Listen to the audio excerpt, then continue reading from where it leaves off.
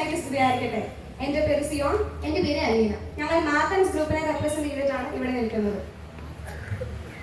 പ്രളയവും മഹാമാരിയും മനുഷ്യ മനസ്സിൽ സൃഷ്ടിച്ച ഭീതി കുറച്ചൊന്ന് ക്ഷമിക്കുമ്പോഴേക്കും അതിനേക്കാൾ വലിയ പോരാളി എത്തി. അത് മറ്റാരുമല്ല, മയക്കുമരുന്നിന്റെ ഉപയോഗം തന്നെയാണ്.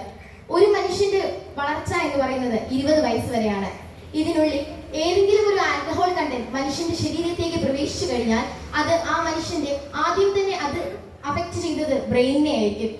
ഇത് മാനസികമായും ശാരീരികമായുള്ള ബുദ്ധിമുട്ടുകൾക്ക് കാരണമാകുന്നു. അങ്ങനെ ആ മനുഷ്യൻ സ്നേഹബന്ധങ്ങളെ തിരിച്ചറിയാത്ത വിധമായി മാറുന്നു. കുടുംബ ബന്ധങ്ങളിൽ വിള്ളലുകൾ വീഴുന്നു. ഇത് ഒരു പോരാളിയായി മാറിയിരിക്കുന്നു. ലഹരിക്ക് അടിമപ്പെടുന്നവരിൽ 70% പേർ 15 വയസ്സാകുമ്പോഴേക്കും ലഹരി ഉപയോഗിക്കാൻ തുടങ്ങുന്നു എന്നാണ് എക്സൈസ് വകുപ്പിന്റെ റിപ്പോർട്ടുകൾ സൂചിപ്പിക്കുന്നത്. ഒപ്പം ഗോവ, കർണാടക പോലെയുള്ള സംസ്ഥാനങ്ങളിൽ നിന്ന് ലഹരിയുടെ വലിയൊരു കുത്തൊഴുക്കാണ് നമ്മുടെ സംസ്ഥാനങ്ങളിലേക്കും മറ്റ് സംസ്ഥാനങ്ങളിലേക്കും നടക്കാറുള്ളത് എന്ന് റിപ്പോർട്ടുകൾ സൂചിപ്പിക്കുന്നുണ്ട്. ബാംഗ്ലൂർ പോലുള്ള മഹാനഗരങ്ങളിൽ നിന്ന് യാത്ര തിരിക്കുന്ന പെൺകുട്ടികളെ ലഹരിയുടെ വാഹകരാക്കുകയും അവരെ ദുരുപയോഗം ചെയ്ത് IS പോലെയുള്ള ഭീകര സംഘടനകളുടെ ഭാഗമാക്കുകയും ചെയ്യുന്ന ഒരു പ്രവൃത്തിയും നമുക്ക് ഇന്നത്തെ ഈ സമൂഹത്തിൽ കാണാനായിട്ട് സാധിക്കും. ഈ പോസ്റ്ററിൽ സൂചിപ്പിക്കുന്നത് പോലെ നമുക്ക് കാണാനായിട്ട് സാധിക്കും international day of drug abuse.